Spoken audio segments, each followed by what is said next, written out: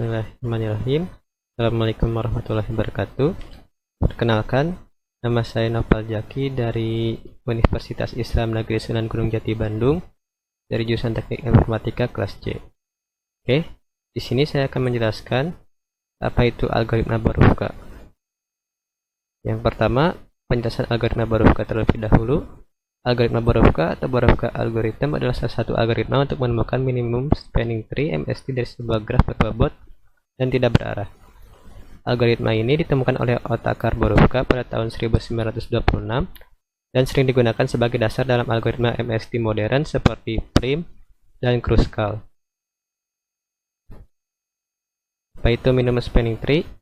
Minimum spanning tree atau MST adalah sebuah subgraf dari graf berbobot yang menghubungkan semua simpul dalam graf dengan jumlah bobot tapi terkecil tanpa membentuk siklus. Cara kerja algoritma Borovka ini bekerja dengan menghubungkan komponen-komponen graf menggunakan tepi-tepi dengan bobot terkecil secara berulang hingga akhirnya semua simpul tergabung dalam komponen yang merupakan MST.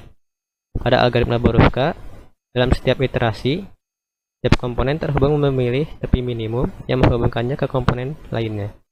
Proses ini diulang hingga semua komponen terhubung untuk membentuk pohon berentang minimum. Baik, di sini ada contoh algoritma Borovkanya. Di sini kita bisa melihat, kita mulai dari A, ada titik A, titik B, titik C, D, E, F, G, dan H. Di sini kita melihat berbobot tiap titiknya. A ke B dengan A ke C itu bobotnya 1 dan 6. Maka karena ini tepi minimum, kita ambil A ke B, yaitu 1. Selanjutnya dari B, kita lihat B itu menghubungkan dengan E dan C.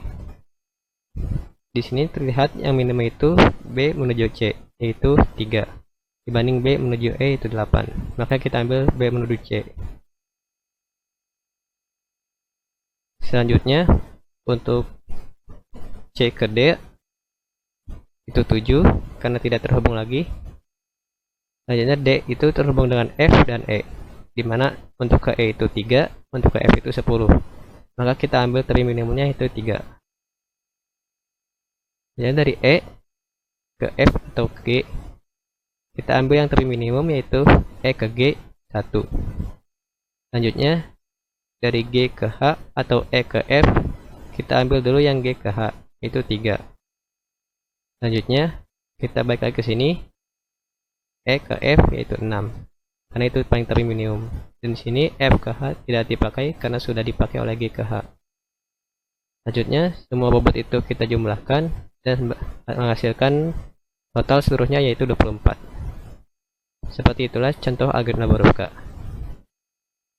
Jika dalam codingan, kita dapat menggambarkan umum proses. Yang pertama itu inisialisasi. Anggap kita memiliki V3 simpul dan E C. Tiap simpul adalah komponen terpisah. Yang kedua itu kita pencarian tepi minimum, yaitu setiap komponen mencari tepi dengan bobot yang terkecil yang menghubungkannya dengan komponen lain. Selanjutnya setelah dicari, itu penggabungan komponen, yaitu komponen terhubung oleh tepi minimum digabungkan menjadi satu komponen. Selanjutnya iterasi. Itu langkah pencarian tepi minimum dan penggabungan komponen diulang hingga tersisa satu komponen, yaitu komponen yang terakhir. Setelah itu, kemudian MST ditemukan. Proses selesai dan MST ditemukan dengan seluruh tepi yang dipilih pada setiap iterasi. Jika dideskripsikan dalam visual code, kita dapat melihat di sini.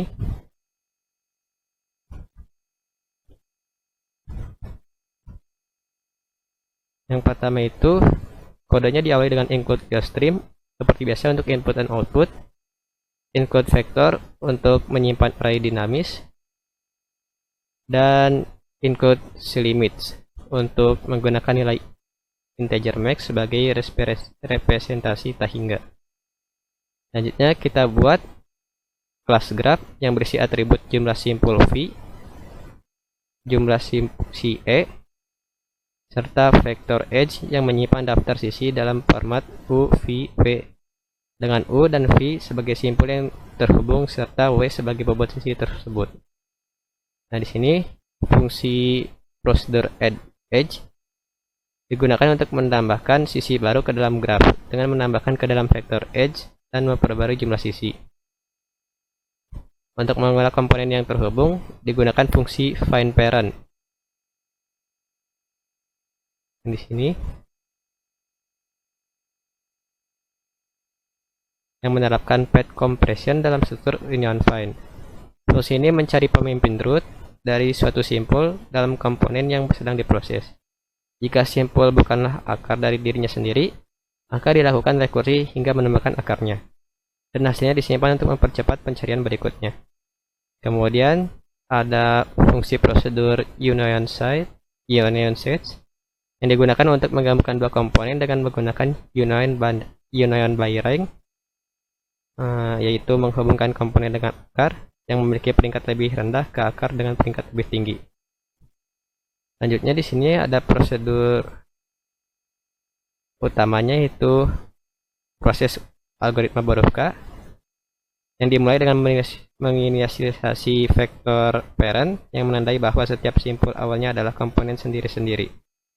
Vektor rank digunakan untuk menyimpan tingkat kedalaman dari setiap komponen dalam struktur union find, sedangkan GPS digunakan untuk menyimpan sisi termurah dari setiap komponen pada iterasi tertentu. Nah, selama masih terdapat lebih dari satu komponen dalam graf, dilakukan pencarian sisi termurah untuk setiap komponen. Proses ini dilakukan dengan menelusuri seluruh sisi dan memeriksa apakah simpul U dan V berada dalam komponen yang berbeda. Jika ya, maka sisi tersebut dibandingkan dengan sisi termurah sebelumnya yang tersimpan dalam GPS. Dan jika diperbarui jika memiliki bobot lebih kecil. Nah, setelah semua sisi ditemukan, semua sisi yang termurah, dilakukan penyatuan komponen dengan union find, sehingga jumlah komponennya berkurang. Proses ini diulang hingga semua simpul yang tergabung dalam satu komponen, yang berarti minimum spanning tree telah terbentuk. Pada akhirnya, dieksekusi, program akan mencetak sisi-sisi yang membentuk MST beserta bobotnya. Dalam contoh yang digunakan ini, algoritma memilih sisi-sisi dengan bobot minimum yang menghubungkan seluruh simpul. Hasil akhirnya minimum spanning tree dengan bobot total yang paling kecil dibuktikan. Dan di sini setelah kita run, terlihat ini ada 4 graf.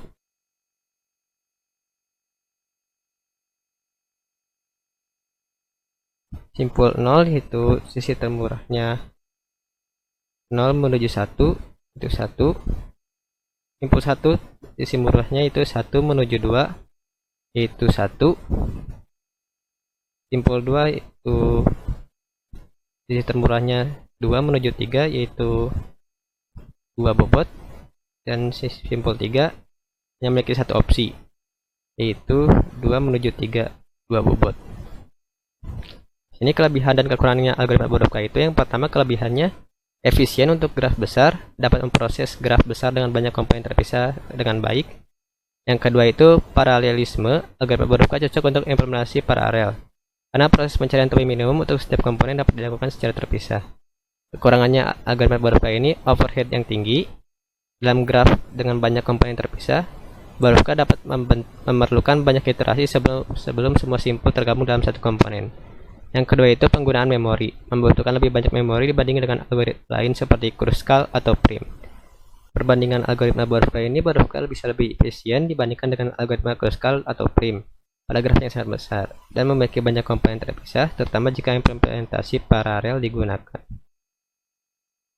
Kesimpulannya, algoritma Borovka adalah metode efektif untuk menemukan minimum spanning tree pada graf berbobot. Dengan memanfaatkan konsep penggabungan komponen berdasarkan tepi minimum, algoritma ini dapat menyelesaikan masalah MST dengan cara yang efisien pada graf besar, terutama dalam kasus paralel. Oke, mungkin sekian dari saya. Mohon maaf bila ada kesalahan. Wabillahi taufiq wal hidayah. Wassalamualaikum warahmatullahi wabarakatuh.